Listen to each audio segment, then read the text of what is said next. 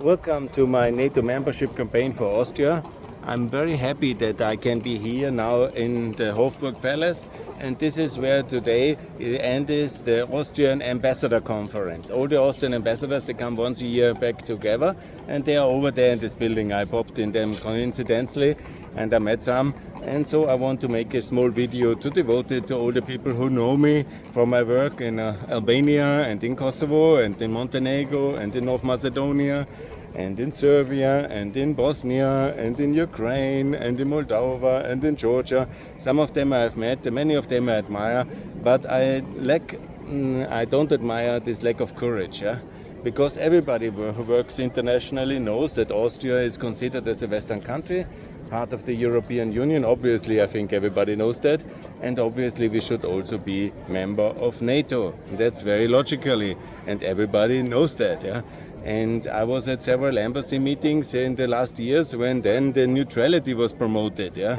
And by the Austrian institutions abroad, especially in Montenegro, a country which desperately tried to be part of the West and achieved that. Or in Macedonia, a similar country which has desperately tried to achieve that. Or in a country like Bosnia and Kosovo who want to join NATO. And like in Ukraine who want to join NATO. And the Austrian institutions have then promoted neutrality for countries which were neutral, like Ukraine. And then they were attacked by the Russian neighbor, an aggressive bully and dangerous enemy of us, since ever, by the way, people of history and knowledge. And then we are in this mess. And then we lose all the credibility. And then Ursula von der Leyen flies from the Globsec to the Plätz Strategic Forum and no longer to Alpbach. Yeah? And we are losing more and more our serious status. Huh? Because even in this war, we have completely isolated ourselves. We are one of the few countries, except reasonable Orban, who has not brought a single piece of military equipment to Ukraine in the most decisive war which we face in Europe since 50 years or maybe since the Second World War. And this is even a much more brutal engagement and war than the Yugoslavian wars. And Austria stands idle on the sidelines because we love neutrality, a political instrument of Soviet suppression, which they always used for all the countries which they can at least not occupy. They at least neutralized, not to fall in the hand of NATO's.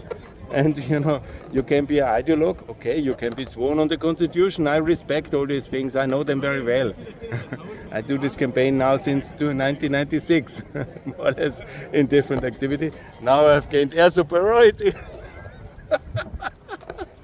And no, I have not lost my mind. I know exactly what I'm doing, and I really call, please, as professionals, as diplomats of Austria, stop promoting neutrality. It's wrong.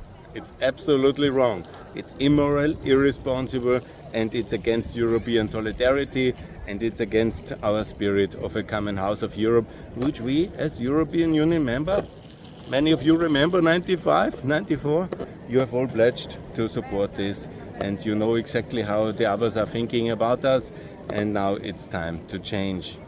In NATO, peace, and I will win this argument. Don't worry. Bye.